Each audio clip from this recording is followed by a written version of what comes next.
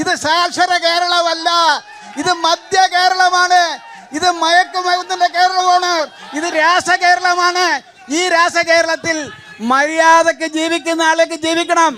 ഈ മുതുവാണകളുടെ ഒക്കെ തലയിൽ പെറ്റ് പെരുകി കിടക്കുന്ന ഈ മതഭ്രാന്ത് കാരണം ഇമാരൊക്കെ എങ്ങനെ ഒരു കാര്യം പറഞ്ഞ് മനസ്സിലാക്കാൻ പറ്റൂന്നറിയില്ല. എന്നാലും നമുക്ക് മലയാളത്തിലെ കാര്യങ്ങളൊക്കെ ഒന്ന് പറഞ്ഞ് മനസ്സിലാക്കാൻ ശ്രമിക്കാം. അതായത് ഈ സിന്തറ്റിക് ഡ്രഗ്സ്, സോംബി ഡ്രഗ്സ്, ഇതിനെക്കുറിച്ചൊക്കെ നമ്മൾ ഇതിനകം കേട്ടിട്ടുണ്ടാവും. ഇന്ന് അമേരിക്കയിലും കാനഡയിലൊക്കെ വളരെയധികം വ്യാപിച്ചു വരുവാണിത്. അതായത് ഈ സോംബി ഡ്രഗ്സ് അടിക്കുന്നവരെ ഒരു ലാൻഡ് തന്നെ അമേരിക്കയിൽ രൂപപ്പെട്ടിരിക്കുന്നു. ഭരണകർത്താക്കളുടെയും കോർപ്പറേറ്റ് കുത്തക മുതലാളിമാരെയും യാതൊരു അറിവുമില്ലാതെ കോടിക്കണക്കിന് രൂപയുടെ മയക്കുമരുന്ന് ഒരു രാജ്യത്തിലേക്ക് സപ്ലൈ ചെയ്യാൻ കഴിയില്ല. 2024 പഠനം വെച്ച് ഇതുവരെ അദാനി പോർട്ടിൽ പിടിച്ചിരിക്കുന്ന മയക്കുമരുന്നിന്റെ കൂട്ടത്തിൽ ഈ പറയുന്ന സോംബി ഡ്രഗ്സും അടങ്ങിയിരിക്കുന്നു. ഇതേ സോംബി ഡ്രഗ്സ് അടിച്ചിട്ട് നിൽക്കുന്ന പെരുമ്പാവൂരിലെ ഒരു ബായിനെ നമ്മൾ കുറച്ചു നാളു മുമ്പ് ന്യൂസിൽ കണ്ടതാണ്. മനസ്സിലാക്കുക, കേരളത്തിലേക്ക് ഡ്രഗ്സ് കൊണ്ടുവരുന്നത് കമ്മ്യൂണിസ്റ്റ് സർക്കാരാണെന്ന് അവകാശപ്പെടുന്ന പരട്ട കിളവന്മാരോടാണ് എനിക്ക് പറയാനുള്ളത്. അതായത് NIA അന്വേഷണ ഏജൻസിയുടെ റിപ്പോർട്ട് പ്രകാരം 2020നും 2024നും ഇടയിൽ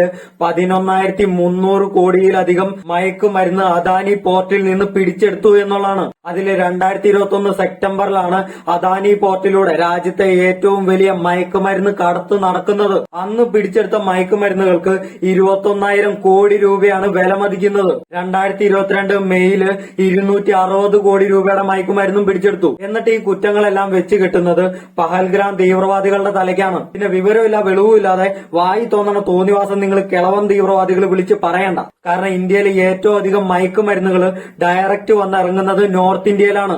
അതിലും മുമ്പന്തിയിലാണ് ഗുജറാത്തും മഹാരാഷ്ട്രയും.